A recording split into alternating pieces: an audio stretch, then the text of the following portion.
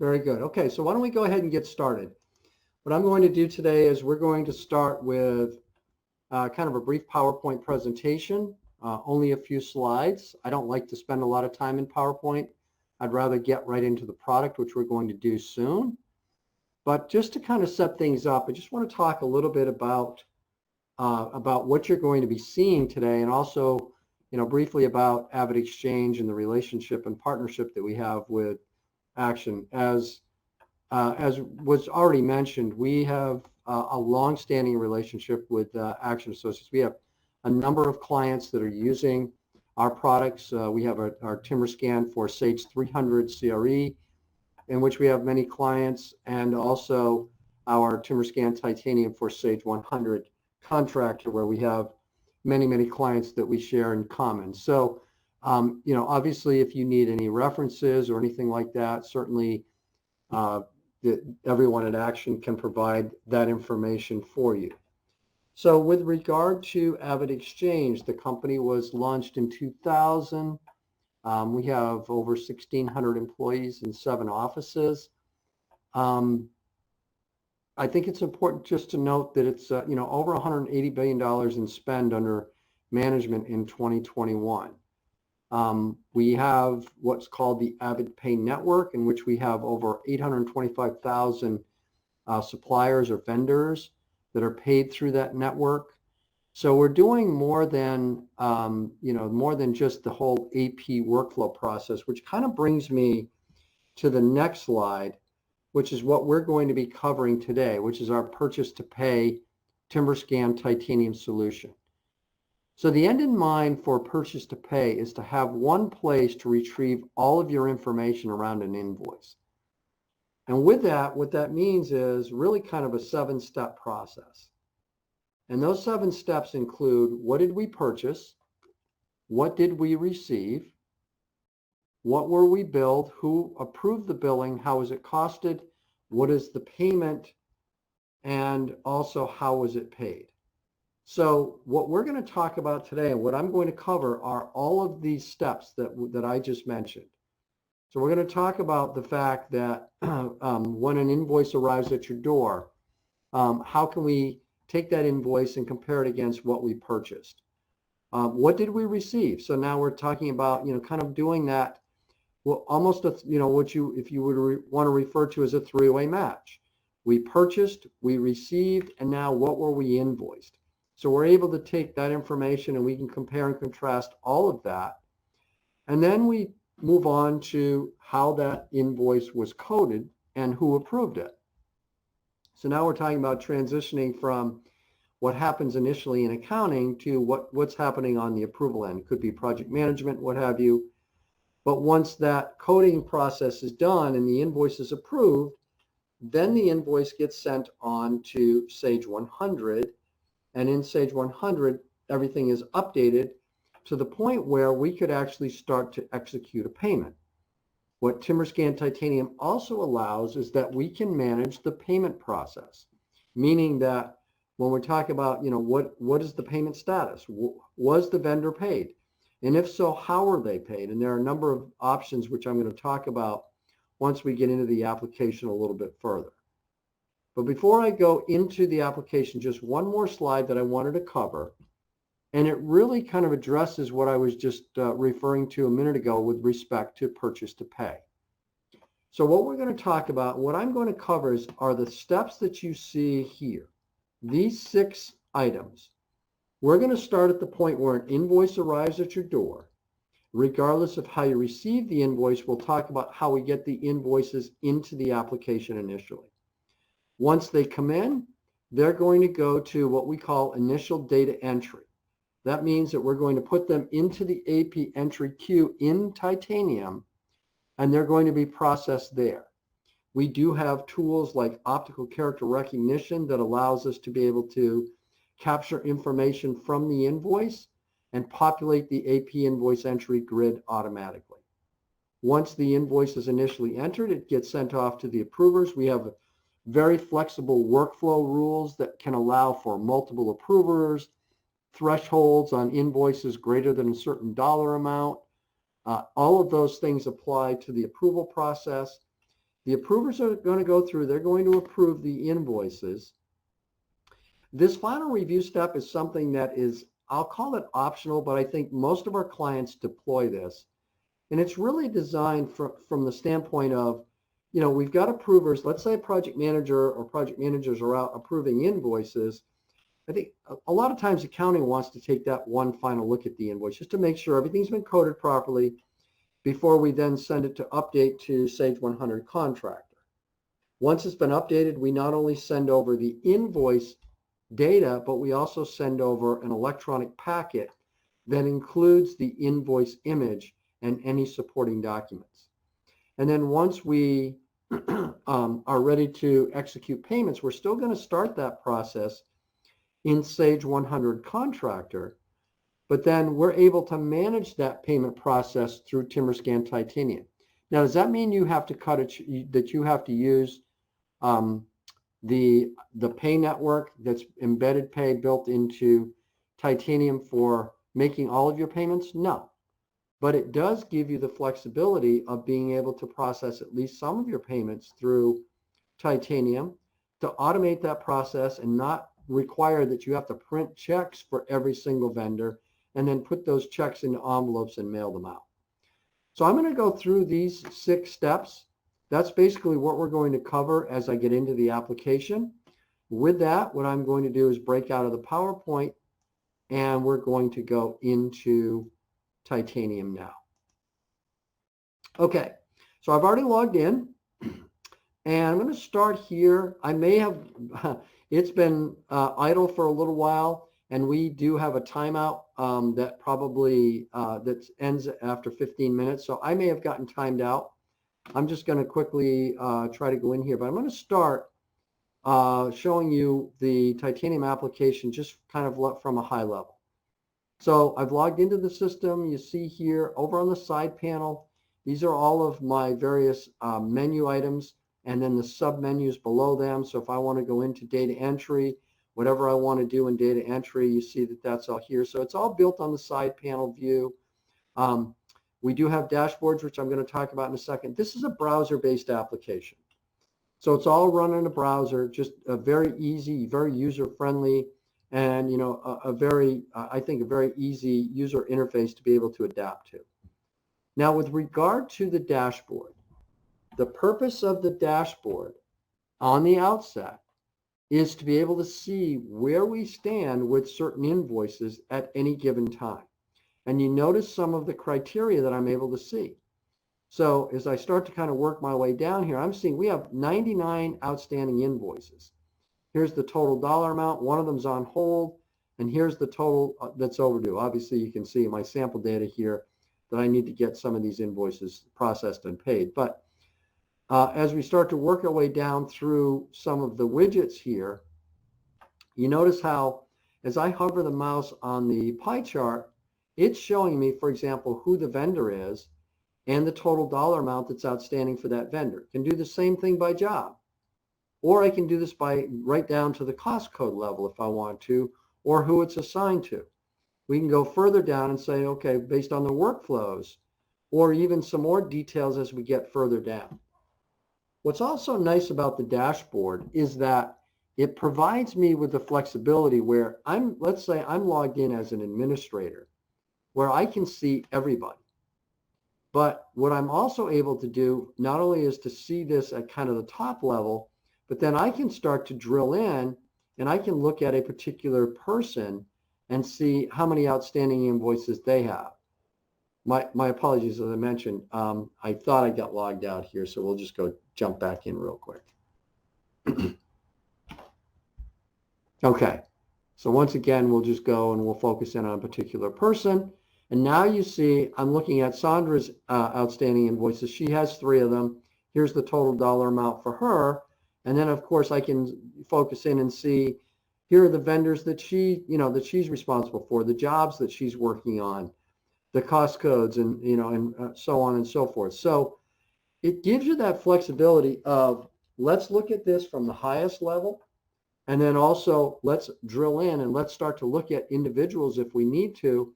So it quickly isolates and gives you that 20,000 foot view, but then at the same time, allows you to be able to see things in more, more granular level if you need to. Okay, enough about the dashboards right now. I just wanted to highlight that because I wanted to emphasize the fact that when it comes to, learning the status of information in terms of invoices, literally everything is right here at your fingertips. And we're going to get into more detail on that here in a moment. So let's go back here. And what I'm going to do is I'm going to focus in as if I'm an individual user. And I'm going to start at the point where an invoice arrives at your door. And regardless of how you receive the invoices initially, to get them into the application, you're going to choose the acquire function. And then you're going to select some items here. I'm going to just fill in a couple of fields here. We're going to say this is the data entry person that we're going to assign it to. Here's the type of document. And now we're going to talk about the types of ways that you can acquire invoices. So one thing you can do is you can drag and drop. If I happen to have something that perhaps, let's say, got emailed to me, maybe it's something that's sitting in a file somewhere or a folder, and I want to just grab the attachment, I can just go ahead and take that particular document, drag and drop it right to the screen, and I can just continue and open it up as you see here. Now I've opened it up not only seeing the first page of this invoice, but all the succeeding pages are over here in the thumbnail view. If we had a scenario where perhaps, a vendor happened to send me multiple invoices in one batch, I can just do things like right click and I can split. So now I've separated those two documents.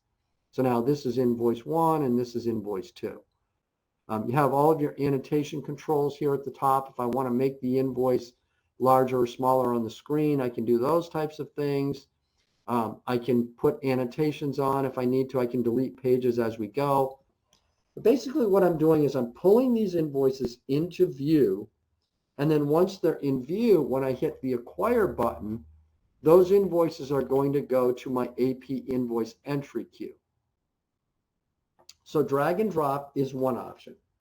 The second option would be invoices that arrive in the mail. For those invoices, what you're going to do is you're going to put them onto your scanning device, and you're going to scan them to a file, and you're going to retrieve them from the file here, and I'll show you an example of that in a second. But I want to also talk about a third option, which is email. Now, more and more companies are setting up designated AP email addresses for vendors and subs to be able to email their invoices to. So what Titanium allows is that we'll monitor a designated AP email address, and we can take the attachments from the email and drop them into a file for you automatically. So if I'm in here, I can just open up that particular email file. All of those emailed invoices are now queued up, and I can just grab this whole batch all at one time, pull them in, and now they're sitting here in the viewer for me to be able to sort through and then just go ahead and acquire. So what does that do for me? That means that someone didn't have to constantly go out to that email address and monitor it and constantly drag and drop each individual attachment either into a file or into this acquire screen. Basically, the system's doing all of that behind the scenes for you. So you're now just queued up in a file to be able to take those invoices and pull them in. Now, let's talk about one more feature that the system allows, and it goes hand in hand with that email monitoring, and it's called auto acquire. So what auto acquire does is it says, okay, I could either do this globally, or let's just say we have a particular vendor. So let's say that I have a vendor, we'll say it's AP at a1electric.com, for example. They're sending me invoices to my designated AP email address. So when that happens, what I'm going to do is I'm going to automatically assign them to where they need to go in AP entry. If they send me more than one invoice in a batch, there could be ways that I figure out how to split them. They may have something on there that says invoice 1 of. They sent me 5 invoices. So the first one is going to say invoice 1 of, and we'll just succeed down through. And then if I've set up any type of OCR coordinates for that particular invoice, hypothetically, what we can do is, in conjunction with the email monitoring, the system can pull that invoice into the application automatically, auto-assign it to where it needs to go in AP entry, and apply any optical character recognition to the invoice to populate the invoice entry screen. So think about the efficiency here. Nobody had to open the mail, pull the invoice out of the mail, scan it, acquire it here. Nobody had to pull it from an email. The system did all of that for me, and it sent it directly to AP invoice entry. And based on what I've done in terms of OCR, that invoice could be very, very fully coded once it arrives. Okay, so we've talked about that initial step of acquiring invoices. Let's go to the next step, which is AP invoice entry. We're going to spend a little bit of time here. So I'm going to call up an invoice, and I'll show you an example of the way our invoice entry queue works. So as I pull this up, this is an invoice that there's quite a bit of data on here. But I think there are several things that we need to talk about first. First of all, the way that the entry screen is designed is that you have the invoice in the upper part of the window that you see here. You have the data entry grid down here in the lower part of the window. And then you have your action items kind of on the taskbar down here at the bottom. Now, you'll notice as you see here that part of the invoice is kind of getting cut off by this data entry grid. But there are several things that I can do here. On the taskbar here under More, I can click this Change Mode button. And now all of a sudden what I've done is I've slid the data entry grid over to the right-hand side of the screen, and the invoice image is on the left-hand side. And I can make this screen a little bit smaller just to make it, let's try and go back just a little bit so that you can see, you get more real estate out of this. So now I'm seeing the invoice on one side. I've got my, my data entry on the other. I'm going to pull this back. Another thing I can do, if I'm working on dual screens, I can take the invoice and I can just disconnect it, and I can move it off to a second screen. So now I've got the invoice image on one screen. I've got my data entry grid on the other. If I want to bring it back, you just click on this little down arrow and back it comes. Third thing I wanted to mention is all of these fields that you see here are lined up in the exact same order as they are in Sage 100 Contractor.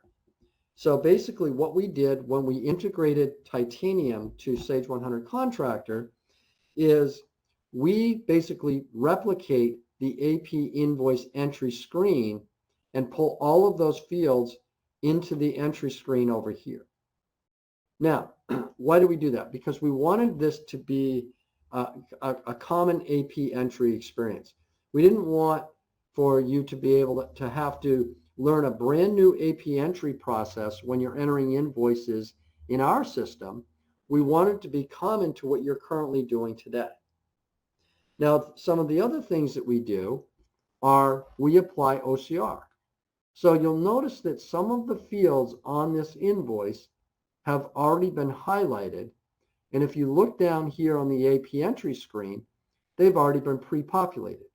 So it referenced the invoice number, it referenced the invoice date, it referenced the balance due, and somewhere on here, if there was a purchase order, the system also referenced that particular purchase order number. And so when it found the purchase order number, it pre-populated the PO, and you notice how it filled in the line item information from the purchase order. So on one line, I've got my AP invoice lines, right? On the other section, I've got my job cost lines. So I can view both at the same time if I want, or I can go back and forth with this. So now let's go back in here for a second. Now, another thing that I can do here is I'm able to use these little inquiry buttons to be able to see more detail on any field on this particular screen. So if I click on this little inquiry button here, this is what I call it the tooltip, you notice how it gives me a bit of a commitment summary. Shows me what the committed amount is, what's been invoiced, what's currently in Titanium and what the balance is. If I go to I can do this with a vendor, so I can get more details on the vendor. I can do this with the job. So notice how in this case, it's bringing up current contract amount of the job, what's been invoiced to date, what's remaining, budget versus, budget and changes against cost to date, and the balance on the budget. If this balance goes negative, it highlights that in red for you. In fact, I may have an example of that as we go a little further here. So what the system's doing is it's giving me these tools that allow me to be able to see, key information about this particular invoice and any of the, key elements on the invoice. Here's an example where for this particular cost code, it's showing me that based on what's been invoiced to date, it's exceeding what my budget is. So you can see that right on the screen. It's pulling all of this data directly from Sage 100, and it's displaying it for you right on the screen. Now, another thing you can do, on any field, in addition to these tooltips, you can also display history. So here, if there was anything, that happens to be a vendor without any, but let's go to the job. See how I can call up every single invoice associated with that particular job on this particular screen. And then if I wanted to focus in on a particular invoice, let's just look at, 984, I click on the plus sign, and it now shows me all of the line items associated with that particular invoice transaction. Okay, so I'm getting, I'm getting all the detail for every single invoice. And if I needed to, I can also call up the invoice image. So you can go not only look at this from the kind of the high level of just seeing the number of invoices for a particular project or for a vendor, but then you can start to drill in and get into more of the details of how the invoices were coded on an individual line item basis, and then even go even further down, and you can see here how it even shows me the quantity, the price. So you can see that there's just a wealth of information that's available to me, and I'm still right here on the AP invoice entry screen. Now let's talk a little bit more about the OCR component, because it really can be a very valuable tool here. So let me see if I've got an invoice that we have done no OCR with so far. Okay, here's one. Okay, so you notice how you're getting this little message here in the corner about the OCR capture. This is for Payne Electric. I have the invoice number, the invoice date, and the due date all highlighted here. And as I mentioned, because of the fact that in our OCR tool, we're using something called Smart Extraction, we're finding those particular fields on an invoice and automatically populating the invoice entry grid with some of that information right here. So the invoice date, the due date, the invoice number, those are all highly already populated. Now let's say that it couldn't find the vendor code. What I can do quickly is I can either search the vendor file. So when I do a search here, I'm now searching the vendor file from Sage 100 Contractor, and I can isolate this to Payne Electric. Or the other option is I can just start typing, and it's now searching the vendor file for me. So I don't have to do the spyglass search. I can just do it this way. Now let's just say, for example, that I said, okay, you know what, our OCR tool didn't read the vendor code, but I want to make sure that going forward that it creates and it populates this vendor number for me. So under here, what I can do, notice how another thing that happens here, when it found that particular vendor, that it's now giving me all of my compliance issues. These are things that it's pulling directly from Sage 100 Contractor as well. Let's go back in and let's plug that back in. Okay, we get it. All right, so now I'm going to say, you know what, let's go ahead and just, sorry, we've got a few more fields that are mandatory here, so we'll just say test. I think I've got one more here. I think that should be it. So now what I'm going to do is I'm going to say, all right, let's go ahead. Whoops. Bring that back. and let's create a template from this. We'll call it Paint Electric. Takes a second. It's going to go ahead. It's going to copy the invoice image, and it's going to pull all the data from the invoice. And now I'm not going to do anything else. I'm just going to go ahead and save this particular invoice. It's going to return me to the AP invoice entry screen. And now, because it didn't find the vendor code, but I typed it in on this first invoice, I hit the plus sign, and now it saves that vendor code. So what I'm saying is, if you hear about AI, that's a huge buzzword in the optical character recognition industry these days, where we're able to go out and read information and auto-populate based on AI. Well, in this case, the system, it pulled in the invoice, but it wasn't able to use AI to be able to find the vendor number. But what I did was I said, okay, instead of it continually having to acquire more and more invoices before it finally finds, Paint Electric, I'm just going to go ahead on the very first invoice, and I'm going to add this vendor code. So now every invoice that we get after this, it doesn't matter whether AI or smart extraction was able to find it. It's just going to auto-populate for me. So that just gives you an example of some of the things that you can do to be able to enhance the opportunity for you to have this information as pre-populated as possible when the invoice arrives, so you're not having to go through and key any of this in. Okay? So we're taking this, and then obviously I talked about the history. I talked about, the tool tips. You could add notes. If I wanted to put any annotations on, I can. Adding a note here is basically saying, you know what, I don't want to have to clutter up this invoice with a bunch of sticky notes. I just want to go ahead and put a note in this way and save it so that when someone opens up the invoice, that note will pop up in front of them. The other thing that the system does is if I referenced a purchase order that was residing in Sage 100 Contractor, the system can automatically pull not only the purchase order data, but it can also attach that purchase order document itself. So it's kind of doing, it's when I say kind of, I shouldn't say kind of, it's doing that two-way match, and it can also do a three-way match. And again, you can see the invoice lines, you can see, if it's been job costed, I can read the invoice data, and then I can also read, if we pull this from a purchase order, for example, how it was costed. Now, one other item I'm going to mention before I move on to the approval side is you can partially code an invoice. So let's say that I happen to fill in some of this information, and maybe we'll just say that we'll charge this to the Williams Post Office job. And then down here, I'm just going to say it's charged to Williams Post Office. But I'm not going to fill in the rest of this. I'm not going to put in what phase, what cost code, what cost type, because I'm in accounting, and I don't happen to know that. The project manager on this job knows how it needs to be coded. I don't. But I can still go ahead and save and route that invoice. And then Titanium will use the workflow rules that are set up in the application that you go through and you execute to be able to route this invoice off to the approvers. And then they come in and they'll pull up the invoice and they'll finish the coding.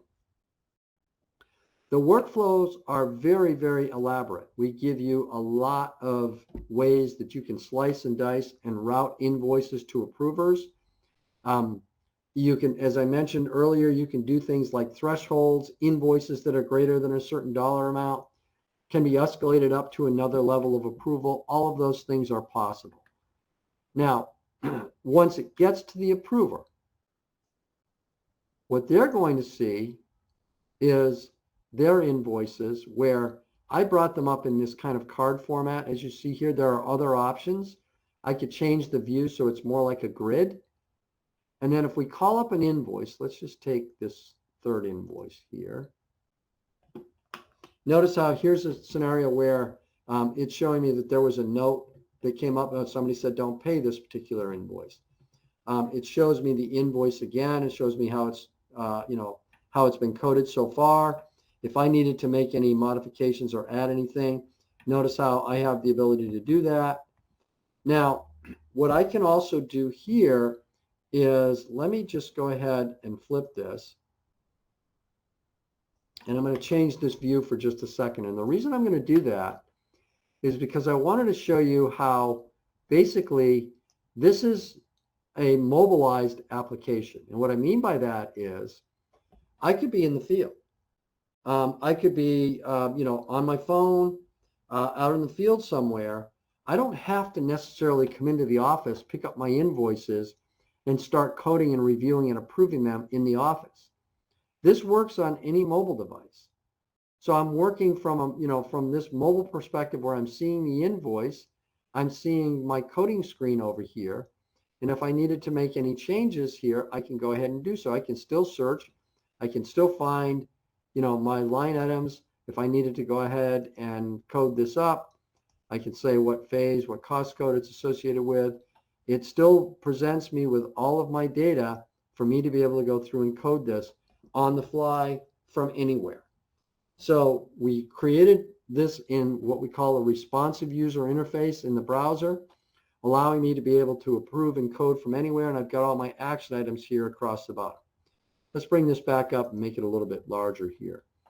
So what I can do here, and I'm going to switch this format back just to make it a little easier to read here. Okay. So, I can also, in addition to approving the invoice and putting notes on the invoice or adding to the notes, I can also put the invoice on hold, or I can reject it. So let's say that we're waiting for them to, address a compliance issue. I could say I want to put the invoice on hold, or maybe I'm looking at this and I realize, what, this is not my project. This is not a project that I'm working on. So I can just go ahead and reject it. If you do either of these two things, hold or reject, you have to put a reason in as to why you're doing so. That way, if anyone else needs to know the status of the invoice as to why it's on hold or why it was rejected, you're able to see that information. Now, ultimately, what will happen is here, I'm going to go through the process of, let's say, approving the invoice. And as I do that, it's going to send it on to either the next person in the approval queue, or if I happen to be the last person that needs to approve this, maybe that final reviewer, then when I approve it, it's going to send that approved invoice over to Sage 100 Contractor. Now, when it sends it over, not only does it send over the data, but it also sends over the invoice images and any supporting documents. So I'm now in the Sage 100 Contractor AP invoice entry queue. Here's an invoice that was processed through Titanium. Notice how everything's been updated. I can look at the cost. I can see the job cost information if I want. That all came over as well. And it also attached the invoice and any of the supporting documents. So here's the invoice image, and then anything else that was attached behind it, all the way down to how it was paid. For example, in this case, this was paid by a regular check. So we're not just sending over data, we're sending over the images for you to be able to look at and use the paper clips as need be. Okay, so let's say that we've now processed an invoice from the time that it arrived at our door.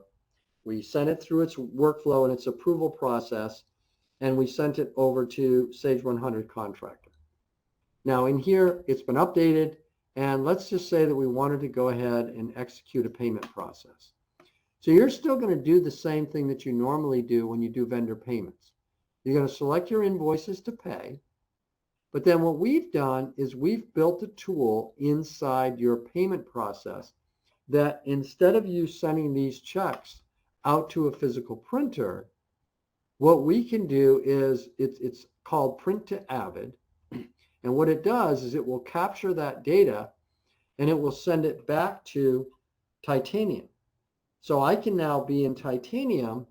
I can go into my pay control system and I can call up my invoices. Let's go ahead and bring this up. I may have gotten logged out again. I did. Mike, since you're kind of at a breaking point, we did get a question a minute ago. Can we enter multiple cost codes for a given invoice? Absolutely, yes. Yes, great question. Multiple projects, multiple cost codes, all of those things are available on an invoice. Yes. Okay, so I came back in here. Let's say, let me just reiterate what we were talking about. So we started out in Sage 100 Contractor. I executed a payment. Let's say I selected a group of invoices that I wanted to pay. But instead of having to send those to a physical printer, I can send them to Titanium. Then in here, what I'm able to do is I'm able to call up those payment records here on the screen. So think of this as, and I know I've seen this occur in many companies that I've worked with, where someone has to print out a batch of checks, and then they have to take the check, they have to attach it to the invoices that the check is paying and any of the supporting documents so that someone can come in here and they can approve that payment. This is basically simulating that for you on the screen. So what I have is a check image on the screen. It assigned the Sage 100 Contractor check number. It gives me the check stub, and then it references the invoices that check is paying here in the middle. It also auto-attached those invoices over here on the left-hand side, and it auto-attached any of the supporting documents that were associated with that invoice. One other thing I'll mention, we also, with every single invoice, once it's been processed, we attach this approval page, as you see here. I'll make this a little bit bigger so that you can see a little bit better. And basically what it does is it goes through and it references everything that took place with the invoice. Who received it, who entered it, who approved it. All of these iterations take place, and you can know from an audit perspective exactly who did what. In this case, admin was involved in everything because this is my sample data. Then we go a little further down. We've got all of our additional supporting documents. It's all right here in front of me. And I can also look at this in a thumbnail if I want as well. So what is this accomplishing? So this is eliminating that step of someone having to print out the checks and attach them to the invoices. We've basically done all of that automatically. Now, what happens next is I'm going to go ahead and I'm going to say we're going to approve this particular payment. And when you do that, it sends it to the Avid Pay Network, and then Avid Exchange pays the vendor on your behalf. So if you go back to that initial PowerPoint slide that I referenced earlier, what I was talking about is that Avid Exchange we're a fintech company. So we're not only a technology company, but we're also a financial institution. We work just like a bank. So we pay the vendor on your behalf. We offer 3 options with which the vendor can choose to be paid. They can be paid by a virtual card, a 16-digit merchant card. They can be paid by what we call Avid Pay Direct, which is similar to ACH, and they can choose to be paid by check. So if they decide they want to be paid, whichever method they choose, that's where once we start to work with that vendor, they become part of our network, and we know exactly how they want to be paid. So I suspect that if you implemented Titanium and you wanted to implement the embedded pay, there are probably many of those vendors that you're working with today that are already in our network that we're paying. We know exactly how they need to be paid. Now, once that payment has been executed, the last part of this is the pay inquiry. What the pay inquiry does is it says, okay, I want to be able to see the status. So in here, I'm able to look, and let's just take, for example, this Nations Bolt hardware vendor. So I can see how they were paid. They were paid by virtual card. I can see when they were paid. I can see the check number that was issued from Sage 100 Contractor. Here's the dollar amount. And I see that that's a cleared transaction.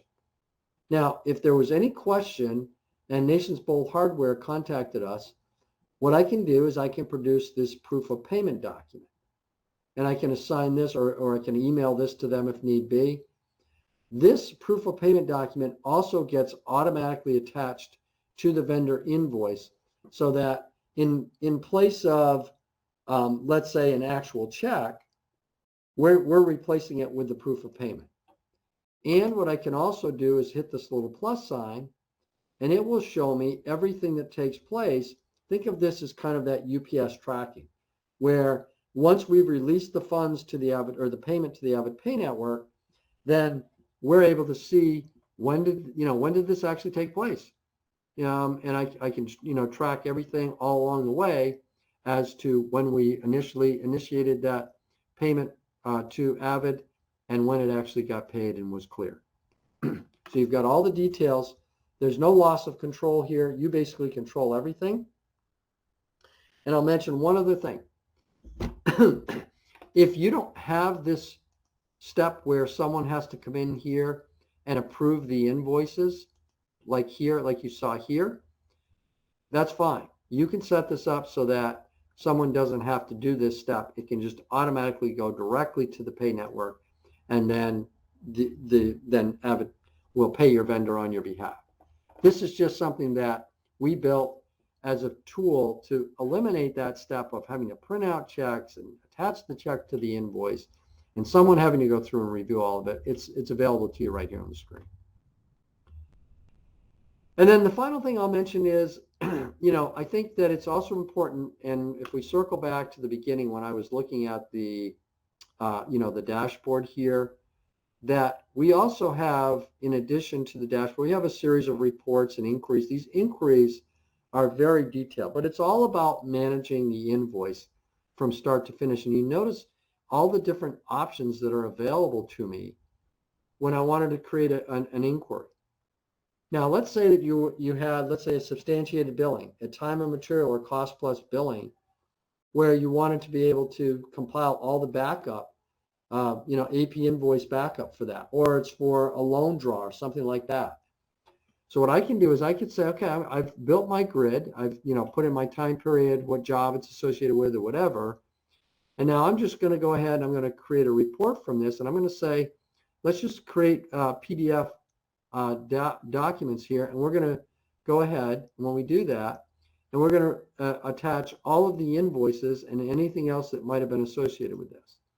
And what it will do is it will create for you something that looks like this. So basically, here's my header information here at the top.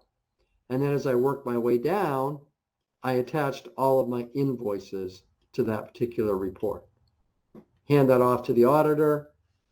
Use this for substantiated billings for T&M or cost plus billings. And with that, I think we're at the point where we can start to take any questions.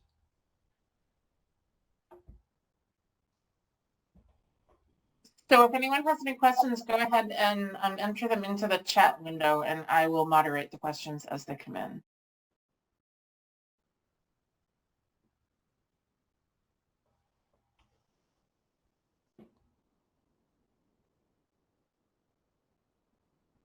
Quiet group today, no questions? Mike covered everything that you guys want to know? Okay, here we go. Do the invoices need to be in a specific format, PDF, TIFF, question mark? No, that's a great question, but no, they don't need to be. We can acquire invoices in any format. Now, what we'll do is we'll convert them within our system so that they're editable, but it doesn't matter. What if you only like the first part and not the check payment part? That's fine. We're not forcing you to implement both. You get both. But if you said, we just want to start with the AP workflow and we'll entertain, the thoughts on doing the payment part later, that's fine. You're not required to do both. Where can an approver see the budget and already paid amount? Oh, so when I was showing you the tooltips earlier, those tooltips are available for the approver as well. And there's also a commitment summary in there as well that shows you all the budget information. So yeah, what I showed you on the AP invoice entries front is also available for the approvers, just the exact same things. All right. Anybody else? Anything else?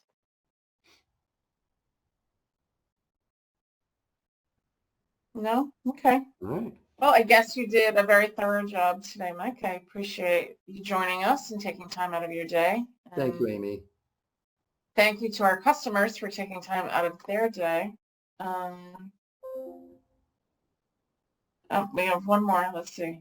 What's the best way to get the paper invoices into the system? Batch scanning. Our document, all right, so let me take these two questions. First, Sure. What about the best way to get paper? Okay, so let's just say, for example, I think what you're probably asking is, we've got a bunch of paper invoices. We want to get the history of those. We want to get those invoices acquired into TimberScan so that we can see them. And yes, I would say probably the best thing to do would be to batch scan and just, acquire them, maybe just, have some very basic indexing associated with them. So you're not having to do a whole lot to get them in and saved, maybe to what job they're associated with or something like that. But that would be my recommendation, yes, would be to batch scan. And our document photos stored in both TimberScan and Sage. Our document photos are available in TimberScan. I'm not sure about Sage 100 Contractor if they accept that as an attachment, but you can store photos in TimberScan. Yes. Great. Anybody else before we say goodbye for this afternoon?